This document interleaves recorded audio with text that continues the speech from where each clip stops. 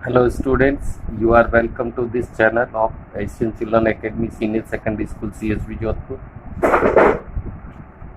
आज हम मुगल चित्र शैली भाग 4, इससे पहले हमने 3 भाग मुगल चित्र शैली की पढ़ लिए थे। चौथा भाग आज पढ़ रहे हैं। चौथे भाग में पहले भाग में हमने मुगल चित्र शैली के विकास क्रम को पढ़ा था। बाबर, हुमायूं, अकबर, जहांगीर, शाहजहां और औरंगजेब का क्या योगदान रहा। दूसरे भाग में हमने जो है अकबर कालीन चित्रकारों के बारे में पढ़ा था। तीसरे भाग में हमने जहांगीर कालीन चित्र शैली की विशेषता और उसके स्वर्ण काल के बारे में पढ़ा था। चौथा भाग है अकबर कालीन चित्रकला की विशेषताएं। तो शुरू करते हैं आज का टॉपिक, मुगल चित्र शैली भाग 4। अकबर कालीन चित्रकला की विशेषताएं। अकबर कालीन चित्र शैली की प्रमुख विशेषताएं इस प्रकार से थी। हमें याद रखना कि अकबर, जैसा कि इतिहास में अकबर को एक महान सम्राट माना जाता, जो कि एक कला प्रेमी सम्राट था, समन्वयवादी सम्राट था, विस्तारवादी सम्राट था और सभी धर्मों और कला शैलियों का सम्मान करने वाला, चित्रकारों का सम्मान करने वाला, कला से प्रेम करने वाला, साहित्य प्रेमी शासक था। उसने अपने कला प्रेम के बल पर ही भारतीय चित्र शैली को एक नवीन रूप दिया था। हमने पढ़ा था कि जब बाबर भारत आया तो उस समय यानी एक तरह से बाबर को ही मुगल चित्र शैली का जन्मदाता माना जाता है, क्योंकि सबसे पहले उसने ही अपनी आत्मकथा बाबरनामा में 2 चित्रकारों का उल्लेख किया, बिहज़ाद और शाह मुजफ्फर। उसके बाद हुमायूं जो है अपने साथ ईरान से 2 चित्रकार साथ लेके आया था, जिनके नाम मीर सैयद अली और ख्वाजा अब्दुल समद। फिर अकबर की बात आती है तो अकबर उन 2 ईरानी चित्रकारों के साथ ही भारतीय चित्रकारों को भी बहुत ही प्रोत्साहन देते थे। अकबर के काल में ईरानी चित्रकार जो थे मीर सैयद अली और ख्वाजा अब्दुल समद, वहीं भारतीय हिंदू चित्रकार जिनका नाम है दसवंत और बशावत का भी बहुत ही योगदान रहा। जहाँ ईरानी चित्रकारों ने ईरानी स्वरूप में चित्र शैली को विकसित किया, वहीं भारतीय चित्रकारों ने उन्हीं ईरानी रूपों में भारतीय भावों को भर करके चित्र शैली को विकसित किया। तो उसी अकबर कालीन चित्र शैली की हम विशेषताएं पढ़ते हैं। जो पहली जो चित्र शैली की विशेषता है वह समन्वयपूर्ण विषय वस्तु वस्तु में समन्वय है। समन्वय अकबर ने भारतीय सभ्यता और संस्कृति के अनुरूप यानी भारतीय सभ्यता और संस्कृति को इसने जो है सम्मान दिया और उसी के अनुरूप ईरानी शैली में जो चित्र थे, ऐसे चित्रों का निर्माण कराया जो समन्वयपूर्ण थे। यानी ईरानी शैली में भारतीय सभ्यता और संस्कृति को मिलाकर के चित्रकारी का नया स्वरूप पैदा किया। इसमें भारतीय कथाओं के चित्र भी बने, अभारतीय कथाओं के चित्र। अभारतीय का मतलब जो भारतीय नहीं है, यानी ईरानी कथाएं मान सकते हैं अपन। ऐतिहासिक ग्रंथों का समावेश हुआ, सामाजिक और व्यक्ति चित्रों का समावेश हुआ। हम ये कह सकते हैं कि अकबर के काल में जो चित्रित ग्रंथ है उन्हें 4 भागों में बांटा गया था। 4 भागों में पहला भाग हो जाएगा भारतीय कथाओं के चित्र, दूसरा अभारतीय कथाओं के चित्र, तीसरा ऐतिहासिक ग्रंथ और चौथे में आ जाएगा व्यक्ति और सामाजिक विषयों के चित्र का समावेश हो। अन्य शैलियों का प्रभाव।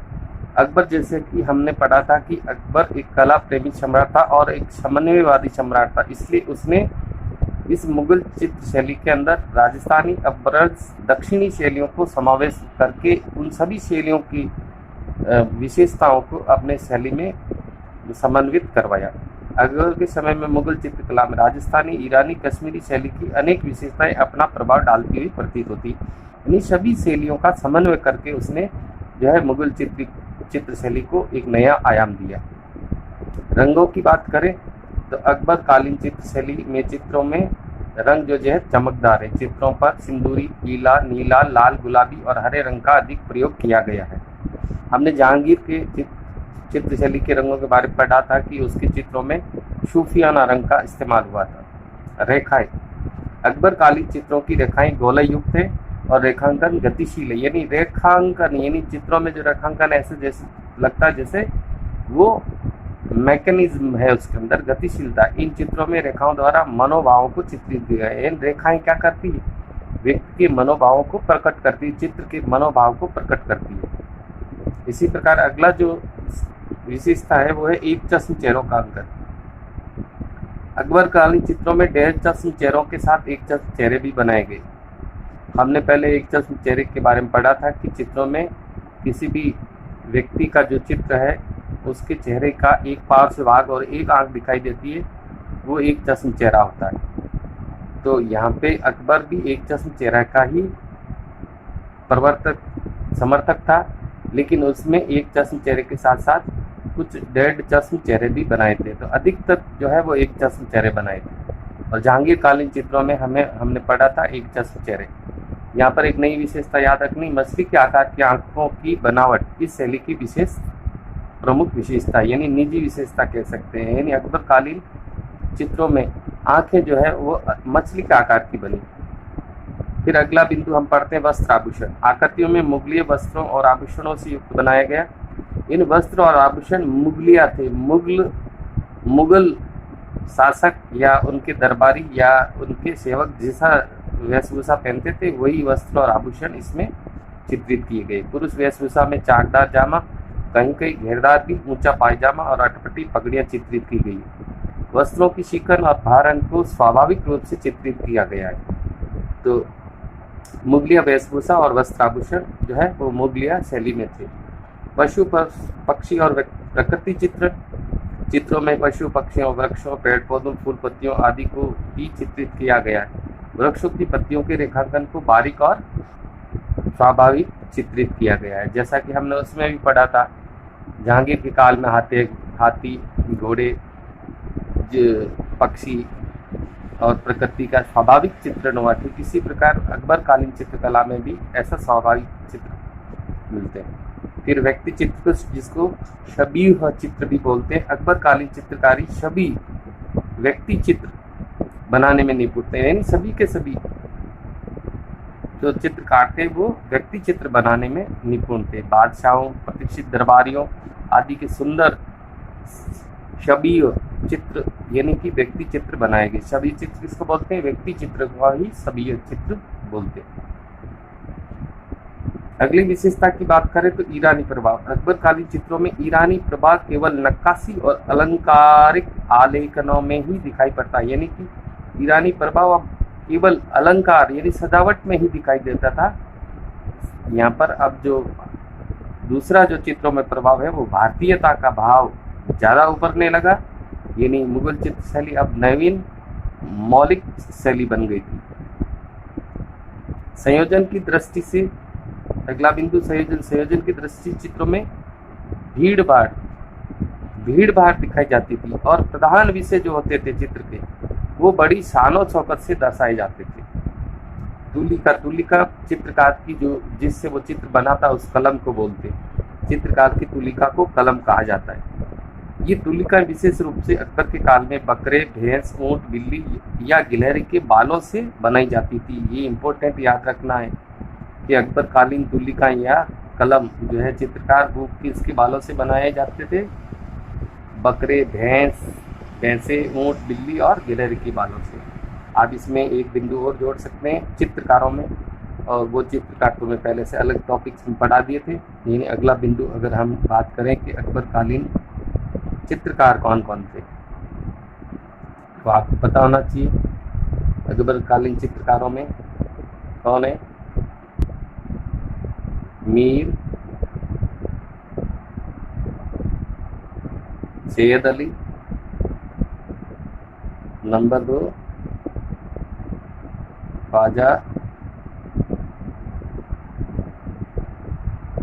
अब्दुल समद, 2 ईरानी चित्रकार। तीसरा नाम आता है दसवंत, भारतीय हिंदू चित्रकार। और चौथा नाम आता है बसावन, भारतीय हिंदू चित्रकार। ये 2 ईरानी चित्रकार थे, वहीं ये 2 भारतीय हिंदू चित्रकार थे। जिस प्रकार से अकबरकालीन चित्रकला की विशेषताओं में ये बिंदु आपको विशेष याद रखने। संबंध में पूर्ण विषय वस्तु यानी कि अकबर जो है भारतीय सभ्यता और संस्कृति के अनुरूप ही जो है चित्रों का निर्माण कराता था, जिसमें उसने विशेष रूप से भारतीय कथाओं के चित्र बनाए, अभारतीय कथाओं के चित्र बनाए, ऐतिहासिक ग्रंथ, व्यक्ति और सामाजिक चित्र बनाए। अकबरकालीन चित्रों में अन्य शैलियों का भी प्रभाव था, जिसमें राजस्थानी, ईरानी, कश्मीरी, अव्वल दक्षिणी शैलियों का भी उसमें विशेषताएं झलकती है। रंगों में रंग चमकदार थे।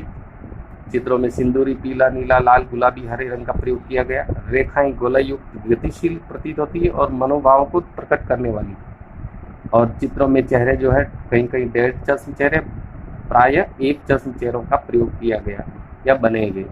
और यहाँ पर आंखों की विशेषता है, जो आंखों की बनावट है वो मछली के आकार है। वस्त्र आभूषण की बात करें तो आकृतियों में जितने भी वस्त्र आभूषण है वो मुगलिया प्रभाव वाले यानी मुगल कालीन वस्त्र और आभूषण दिखाए गए हैं। पुरुष की वेशभूषा में चाकदार जामा, कहीं कहीं घेरदार भी ऊंचा पायजामा और अटपटी पगड़ियां चित्रित गई। वस्त्रों में शिकन और फरहन को बहुत स्वाभाविक चित्रित किया गया। पशु पक्षी और प्रकृति का चित्रण भी बहुत ही बारीक रेखांकन द्वारा और स्वाभाविक चित्रित किया गया। व्यक्ति चित्र या छवि चित्र है वो भी विशेष रूप से अकबरकालीन चित्रकारों ने बनाए थे, क्योंकि सभी चित्रकार व्यक्ति चित्र बनाने में निपुण थे, जिन्होंने बादशाहों के, राजाओं के, रानियों के, प्रतिष्ठित दरबारियों के, सेवकों के जो है सुंदर चित्र बनाए। ईरानी प्रभाव, यहाँ पर अकबर के काल में ईरानी प्रभाव केवल नक्काशी और अलंकारिक आलेखनों में ही दिखाई पड़ता है। चित्र में कौन सा प्रभाव ज्यादा दिखाई देने लगा? भारतीय प्रभाव। सृजन की दृष्टि से देखें चित्रों में भीड़ भाड़ दिखाई जाती थी, लेकिन विशेष महत्व वाला जो भाग होता था वो बड़ी शान शौकत से दर्शाया जाता था। तुली का चित्रकार की तुली का कलम बोलते हैं, और इस काल में जो कलमें हैं जो वो किससे बनाई जाती थी? बकरे, भैंसे, ऊंट, बिल्ली और गिलहरी की बालों से जो है वो तुली का या ब्रश बनाया जाता था। और अंतिम जो है हम इसके प्रमुख चित्रकारों की बात करें तो मीर सैयद अली,